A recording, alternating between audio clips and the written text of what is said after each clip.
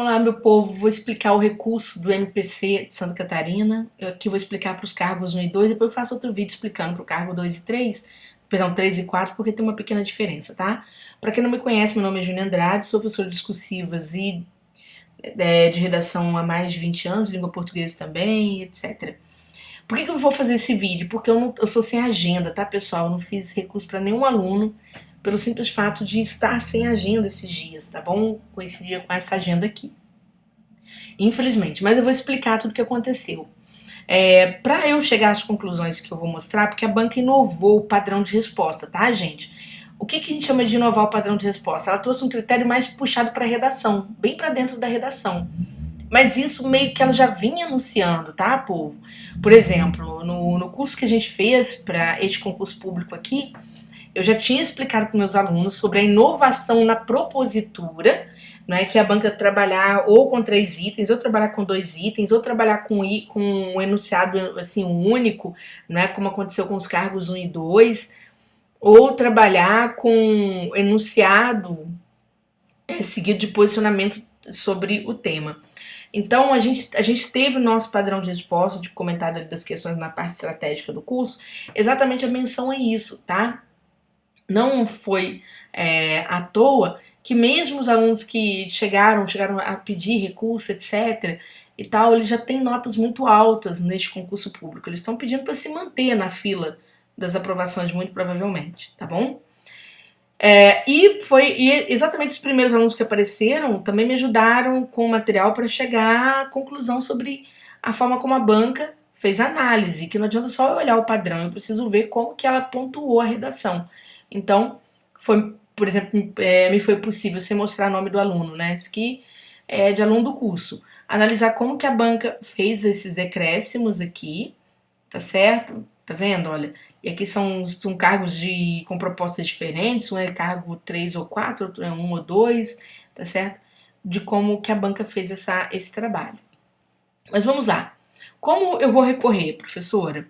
Primeiro você vai recorrer por item, item a item. Então você tem que localizar na sua redação como foi que você trabalhou cada um destes itens, tá certo? Vamos lá primeiro. Quem deve recorrer? Ora, quem está muito perto de passar, quem sente que de fato foi injustiçado, por exemplo, teve uma aluna minha, né? Eu vou ter que comentar aqui muito por conta da própria redação que ela me apresentou ali para me facilitar um pouco o entendimento dessas questões também. Na hora que ela for montar o recurso, ela vai ter uma boa ideia. Mas vai ajudar todo mundo também que naturalmente teve erros parecidos, tá? De certo modo. Vejam só, você tem que recorrer item a item, tá bom? Não pode recorrer de forma isolada, tem que ser item a item. E como que você vai fazer este recurso, tá? Eu vou comentar o dela e vocês entendam pro de vocês, tá bom? Sem dar nomes, evidentemente, tá? Então vamos lá. Primeira questão, pessoal. Domínio das atribuições institucionais do MPC. Você vai recorrer desse item? Vou. O recurso é muito simples, tá bom? Só para explicar a estrutura geral do recurso, você vai usar para todos. Lá na introdução do recurso, você vai dizer o quê? Vai cumprimentar a banca, precisar da banca, precisar do examinador, do seu jeito, né? Você vai dizer por que você recorre, ó, recorro do item domínio da nota, atribuir ao item, domínio das atribuições institucionais do MPC, né? Ponto, recebi nota tal, desejo majorar para tantos pontos, tem que colocar o valor da majoração que você quer, se você quer os 10 pontos, você quer majorar de 5 para 7,5, vai ficar a seu critério, tá bom? Então ali você vai olhando tanto que você respondeu, jogando um olhar sincero sobre o seu trabalho. Aí bacana. Aí, fez essa introdução, fiz.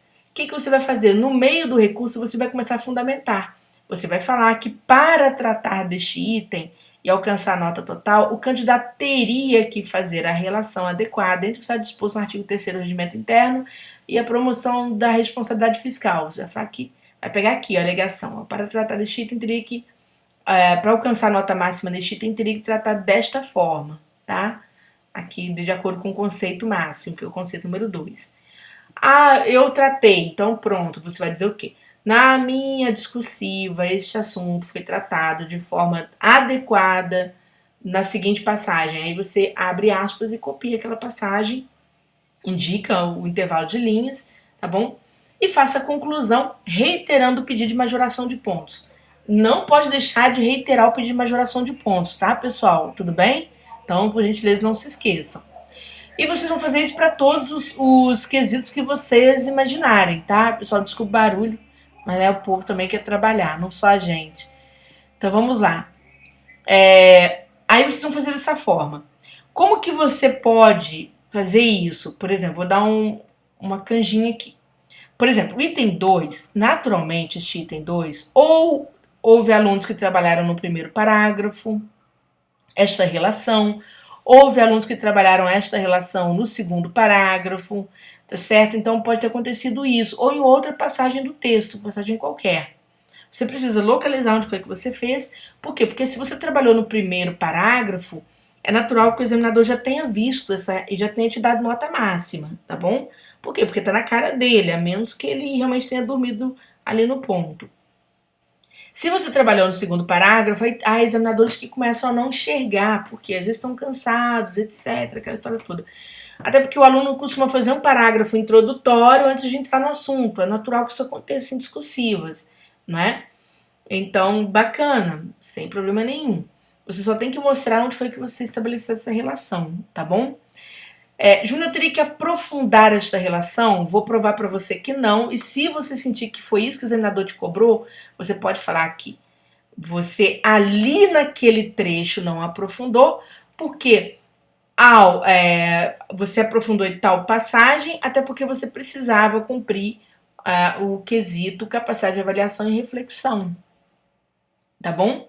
Em que você terá que voltar aos textos motivadores, tá vendo? Tá vendo aqui? E ainda jogar algum exemplo ou fundamentar com alguma norma. Então, por exemplo, esta aluna, né, que me cedeu a redação para eu fazer um entendimento aqui, ela fez assim, ela construiu uma introdução, tá? Então, não estou mostrando a redação dela, gente, para respeitar, tá certo? O anonimato dela e o material dela, tá bom? Então, ela fez uma introdução. Nesta introdução, ela retoma exatamente o que está disposto no artigo 3º e fala um pouco sobre responsabilidade fiscal. Ela retoma. Mas ela retoma e diz assim, que esta relação vai ser construída de modo preventivo e repressivo. É o que ela diz, ó, modo preventivo e repressivo. Então veja só, ela faz uma relação adequada? Faz, ela só tem que provar que é adequada.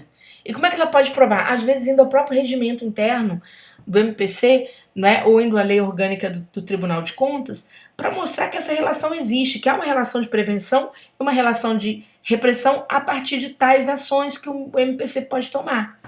Basicamente isso. Então essa relação é adequada? É. Mas ela pode falar, por que não aprofundei neste parágrafo essa relação? Ora, porque essa relação vai ser aprofundada no correr da redação.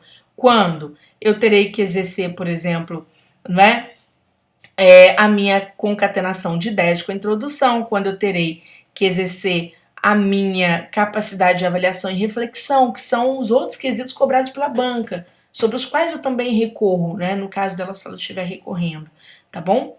Então, isso fica dessa forma. Aí vocês, por exemplo, já defenderam aqui, né? Você localizou, você mostrou por que não aprofundou, etc., mas que a relação é válida. Bacana. Vai lá, reitera quantos pontos você quer. Joia.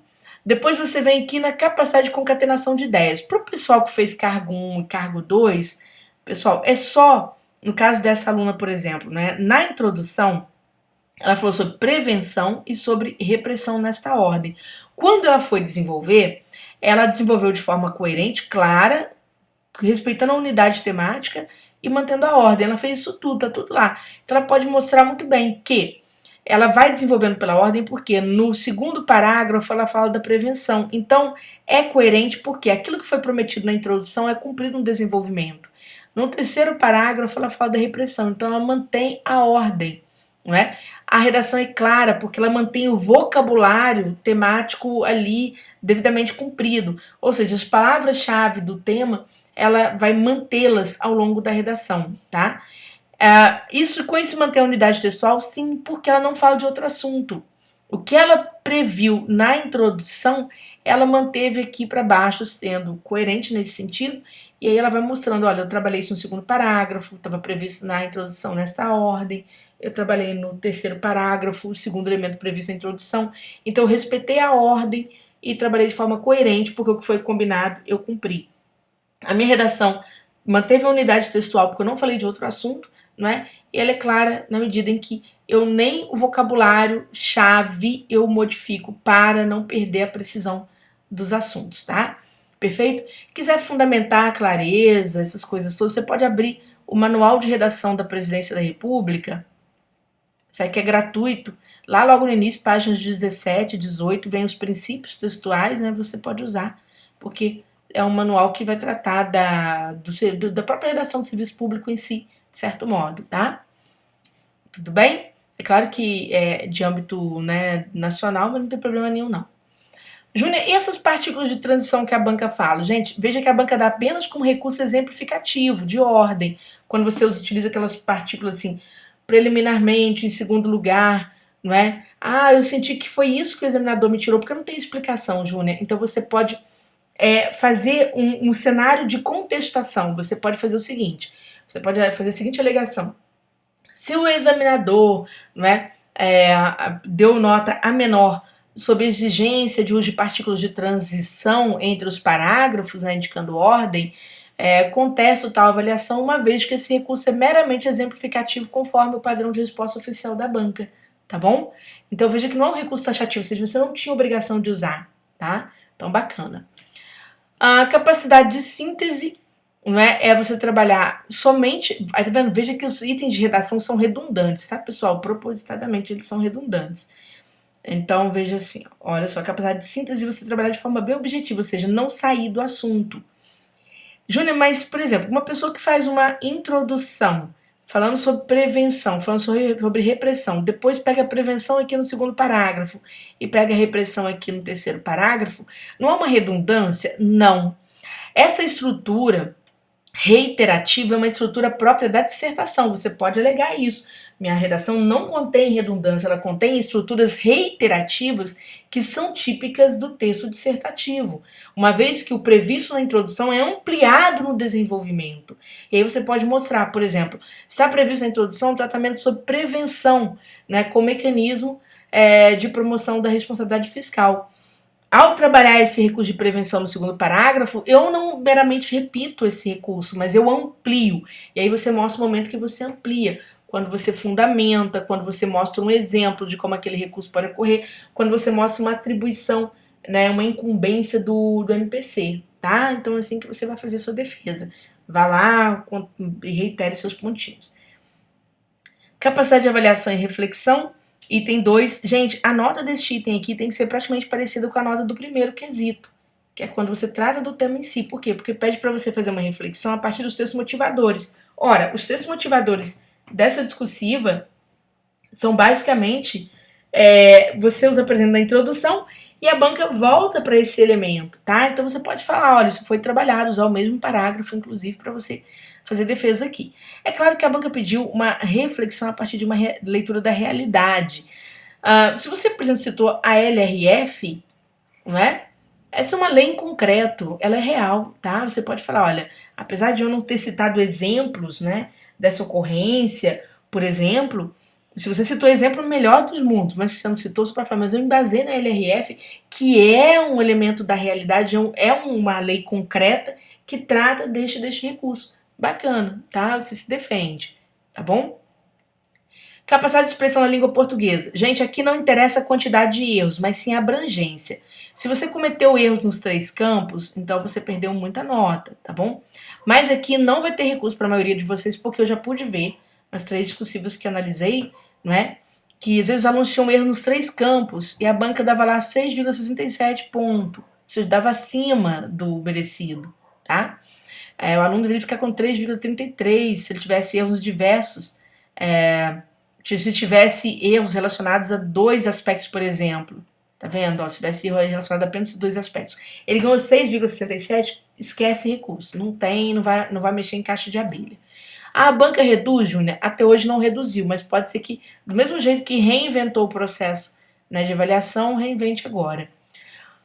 Profa, raciocínio crítico e lógico, o que é isso? Você vem aqui ao item 3, tá bom? Então a banca pegou 10 pontos, dividiu por 3, então é isso aqui que ela está fazendo, não é? A sua argumentação é consistente, ou seja, ela é válida, ela é legítima, ela é comprovada por lei, e você traz a fonte que comprova isso. Você trouxe o regimento, vai lá e mostra que você trouxe. A argumentação X está de fato no regimento, e eu cito o regimento sim na linha tal. E aí você pega um trechinho lá do regimento para confirmar, corroborar aquilo que você está falando, tá? Lembrando que para todos estes itens, você vai ter que falar qual é a pontuação que você tirou, qual é a pontuação que você quer. Isso na introdução do recurso, na finalização do recurso. Tá bom, meu povo? Ficou claro? Tá? Lamento não ajudar mais do que isso, mas é a minha contribuição, tá? Pro bem de vocês. Beijo grande para vocês todos.